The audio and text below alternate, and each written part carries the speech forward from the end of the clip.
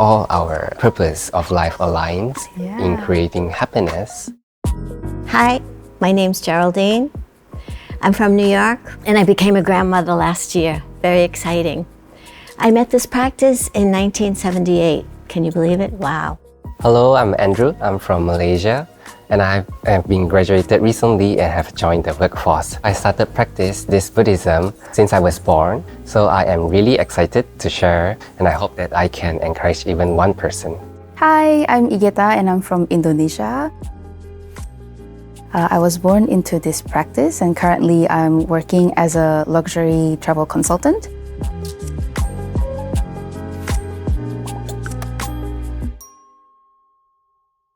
We're in a topic about what is life purpose. What is life purpose for both of you? It's a very broad and deep topic for the first question. Yeah. Maybe let me talk about some of my family background. So at first, my father was working in an international company. But after I was born, due to the economic crisis, and then my father had to switch to a smaller firm. That's when my life started to change because at first, whenever I wanted something as a child, my father will just buy me without questioning. But after he started to save a lot, I started to question, like, why was I not as wealthy as my friends? And then since my father has moved to a smaller firm, he was having trouble to finance my mother's hospital bills. So he was very troubled and he couldn't sleep at night. That's when my mother said that, why don't you start chanting, Nam-myoho Renge Kyo. It's free of charge. You don't have to do anything, you just have to chant. So without any other options, my father started chanting. So after practicing this Buddhism, I can see that my father has changed 180 degrees. Wow. Seeing how chanting has changed my father, I decided to change as well. I would say that because I have gone through all this ups and downs in my life, my happiness to me is not something about, if I don't have this trouble, I have a lot of money. I have only this limited amount of resources. I could still use this to get stronger myself, at the same time to use this experience to help others. It is because that I was going through that experience that I can actually empathize more to other people. Oh, empathize? Yes. Empathize, yes, sure. Of course, I'm still finding my life purpose, trying to find how I can help others within my capacity currently. That's really, really great story. Yes. I really relate to what you say about serving others. I'm also still looking for, my life purpose. It's such a difficult question to answer, and I wish I have that one answer, but I think the beauty of it is the journey of finding what my life purpose is. When I was young, my father would tell me that three value of beauty, gain, and good. That's when I, relate to you when you say to contribute to the society, to contribute to the others' happiness. Whatever things that I do in life, it also has to be beautiful, meaning gaining value to myself. It's also gain, meaning that it can help sustain my life or something like that. And then the good to the other people, the good to the society. I think that's something that I just hold into my life whenever I'm doing my work, whenever I'm making friendship. What about you, Geraldine? Do you have any unique experiences or moments where you were figuring out what your life I wanted to get purpose those three things: beauty, gain, and good. Good. I love that. I love it. Oh, wow, it's really nice. Well, there's a million purposes in life, and I do have many of them. But I think that we're on the same page of helping people. When I was very young, I have two older sisters, and they were very smart. And very artistic and musical. And I was none of those things. I had dyslexia and I did poorly in school and felt like a failure. But, I could help people. I could help people. That was so easy. So I found that very rewarding to me because it gave me a sense of purpose and I have lifelong experience of it. Yeah. Was there any times where you felt that it's difficult to help people? Oh yeah, sure, of course. I once got this job. I was a supervisor on the train. And it was really super hard job because the people that I was the supervisor of the employees on the train, they resented me so much. You can't imagine how much they resented me because before that they didn't have a supervisor on the train. So I had to become very strong and know that people, sometimes when you try to help them, they feel maybe some embarrassment or some I'm looking down on them or something. When you want to help somebody, you have to have respect for them. What kind of help do they really want? To really like take a step back from, oh, let me help you, to a little more reserved. Right. Because there's many different ways we can help Yeah, our friends. Definitely.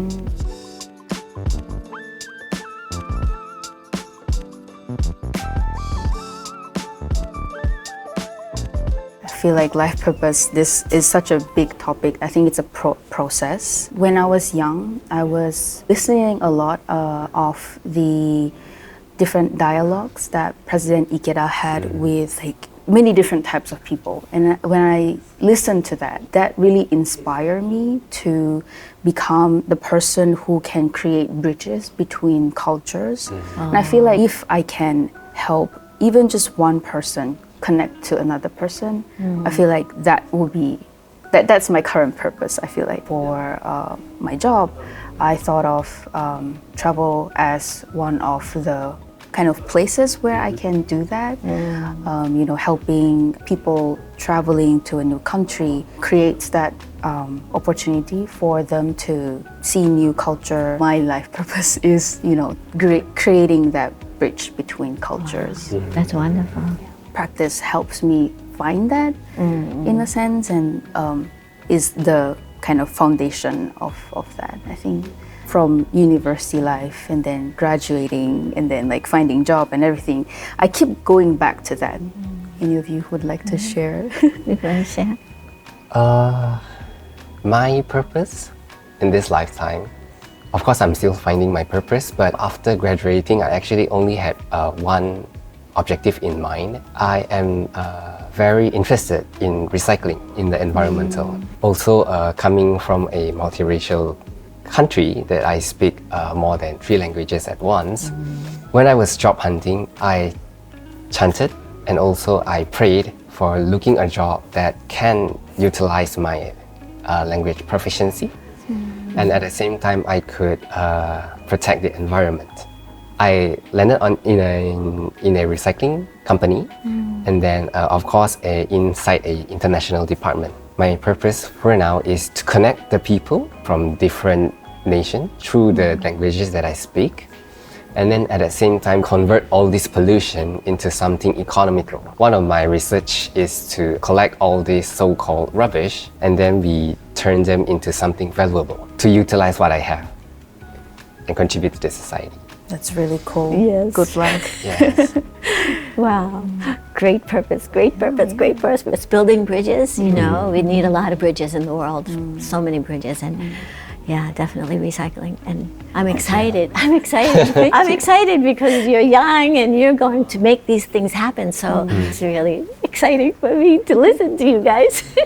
Yeah, and my purpose. Oh yeah, well.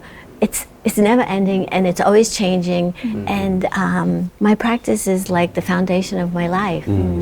I met this Buddhism through reading a book, Fundamentals of Buddhism, and when I read that book, I said, this is what I have always believed about life, even though I was raised Catholic. It was just everything I had already believed in my heart about life. Why we're living, to make the world a better place, and that's our purpose. That's everyone's purpose, why we're here on earth. For me, I will never give up on the idea that world peace can happen through kindness. Even though there's terrible things now, we have to have that kind of idea that the world is going to be a better place by individual person doing their own human revolution to make themselves the best person they can be. I grew up in this practice in New York. I can ask anybody, have you ever heard of Nam Myoho Renge Kyo?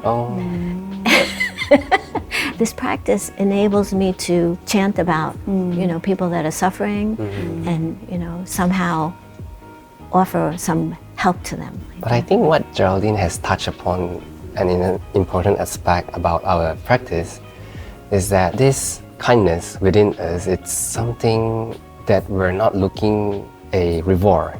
Yeah, it's coming from within. And because how this practice has shaped our mindset, I would say, because without the study of the Buddhism materials and also the encouragements and also from President Ikeda itself, we wouldn't be thinking something like this, I would say. If it's the me in the past, it's like, why should I care for this person, you know? I am already struggling. How can I have the capacity to to put my heart into another person? So what I think it's so wonderful about this practice is that it elevate your life state, that it is not just about your struggling. It's about how you can also relate to others. So this practice really changed my mindset and all. Really, totally agree. Totally. I think one of the wonderful things about the Soka Gakkai organization, like by going to monthly meeting or the local meetings, is that you also get to meet other people. And I think one of the practices that I've learned through attending these meetings are to think beyond myself. As you said earlier, when I met a lot of amazing other people, they inspire me to want to help other people despite me still undergoing challenges. You don't have to be successful to help people. So I think that's also one of the beautiful things of this philosophy. Definitely. Yeah. So that's what happiness means to you, to be able to face that. Yeah, maybe because I'm an older sister, happiness means being able to help people, that I have the strength to help my friends. Of course, not only my siblings, but my friends, my parents, the people around me. I think that gives me happiness. And I feel grateful that I can feel happiness through that. What about you, Geraldine? What's happiness to you? What's happiness? Oh, so many things. I mean, there's a million things happiness, my goodness. Happiness is like a condition of life. In Buddhism, the different conditions that we experience in any given moment, but it's really hard and really difficult because happiness depends on you, not the external things like the money or the job. Because I don't know, I was having some big fight with my husband. He's a really sweet guy. He's so nice. He has to put up with me. Oh boy. He has to be pretty good. But anyway, I was mad about something. And then he said, "Are you happy?" I said, "Yes." And he said, "Because of me?" And I said, "In spite of you."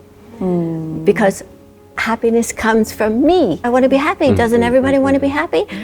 I mean, that's why I can tell anybody about Nam Myoho Renge Kyo, because everybody wants to be happy. That's fundamental aspect of life to me. Chanting does that. It enables you to bring out, your highest life condition. The writings of Nichiren Daishonin, enjoy what there is to enjoy, suffer what there is to suffer, regard both as facts of life. They're both facts. But listening to what Geraldine has said, I remember one of my friends. She was always trying to make other people happy. And I couldn't understand why she is always happy all the time. And then I was always grumpy. And then I asked, so I asked her, what makes you happy? So she said that every small details, you can actually find happiness in it. So you just have to find it out yourself. Right. I think it was absolute happiness, and then what was the other one? Relative. Relative happiness. So I think the relative happiness is the things that happen to you, but absolute happiness is where whatever happens outside, you are still happy because it comes from within you. Right. Not easy. No, not easy. I think that's why we keep trying to do every day. So it was really, really nice talking to both of you. What's one takeaway, if you have, from our little discussion today? I think this Buddhism creates this safe space for everyone to share their struggles, their happiness. I think it's a very important aspect, especially for me to grow stronger spiritually as well. And then after hearing that, we all our purpose of life aligns in creating happiness. Together with this Buddhism, I will love to hear more about life experiences from a lot of people around the world. With the experiences that I have heard from other peoples, I could grow more as a human to serve my purpose in this life. I think it's amazing that we all have the kind of same idea of helping people. And I was like, wow, that's so pure. And for me, it's really great to talk to young people, of course, because see your dreams and your ideas and your, passions and your desires. I think that's so wonderful. And I want to chant for your, your dreams. And I look forward to meeting you again at some meeting or something and hearing about your great adventures and